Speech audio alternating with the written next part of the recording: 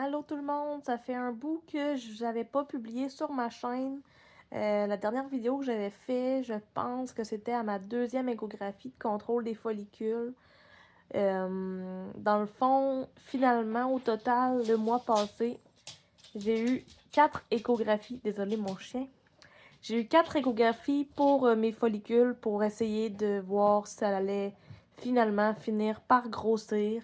Mais non, les follicules n'ont pas grossi. J'avais pas rien en haut de comme 10 mm. Donc, on a annulé le cycle. Puis, le gynécologue m'a prescrit pour le prochain cycle le létrozole encore à la même dose que j'avais, soit 5 mg. Puis, il m'a prescrit aussi du Gonal F. Donc, il a changé un petit peu mon protocole.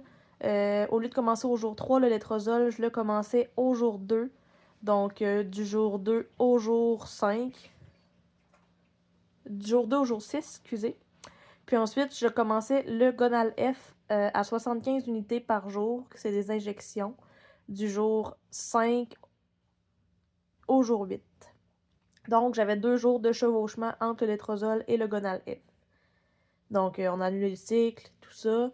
J'ai commencé dès le soir de mon échographie, à prendre mon apomedroxy pour déclencher mes menstruations. Donc, ça a été plus long que je croyais parce que la dernière fois, quand j'avais pris le médicament, j'avais pris pendant 7 jours, j'avais fait mon arrêt. Puis, à peu près 8 jours, 7 ou 8 jours après, mes règles étaient arrivées. Ça avait pris 2 ou 3 jours, j'avais du spotting. Puis après ça, quelques jours après, j'avais commencé mes règles. Cette fois-ci, c'est pas ça que ça a fait.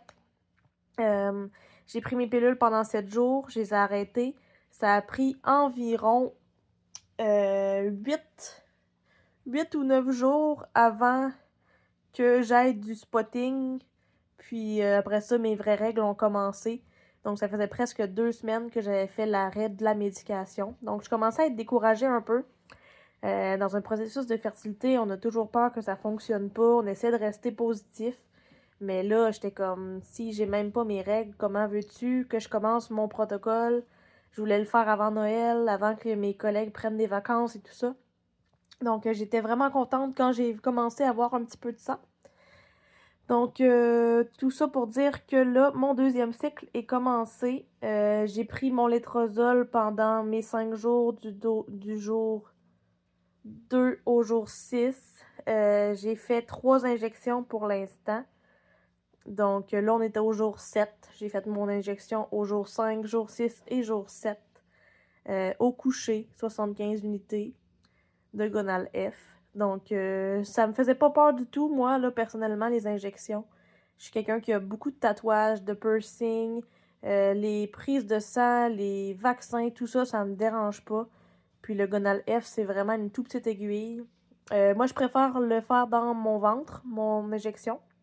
Il y a moyen de la faire aussi dans la cuisse, mais personnellement, j'ai l'impression que le gras de la cuisse est comme moins épais que dans mon ventre, si on peut dire.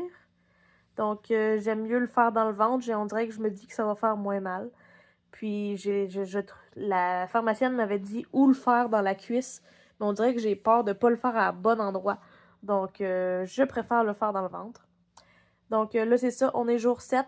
Au jour 9, j'ai une échographie. Étant donné qu'on prend du Gonal F, qui est quand même plus fort que le létrozole, le gynécologue voulait faire l'échographie au jour 9 au lieu du jour 11 pour être certain de ne pas manquer notre coup, puis de vraiment commencer les échographies tôt. Donc, dans 2 jours, j'ai mon échographie en après-midi. J'ai vraiment hâte. J'espère vraiment que ça va fonctionner cette fois-ci. Puis qu'on va pouvoir se rendre au moins à une insémination. C'est certain que vaut mieux ne pas gaspiller des inséminations dans le vide, étant donné qu'au Québec, on a le droit à juste 6 inséminations gratuites.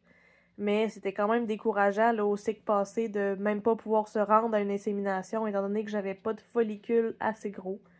Donc j'ai bien hâte de voir de ce côté-là qu'est-ce que ça va donner dans 2 jours. Je vais vous refaire une vidéo à ce moment-là.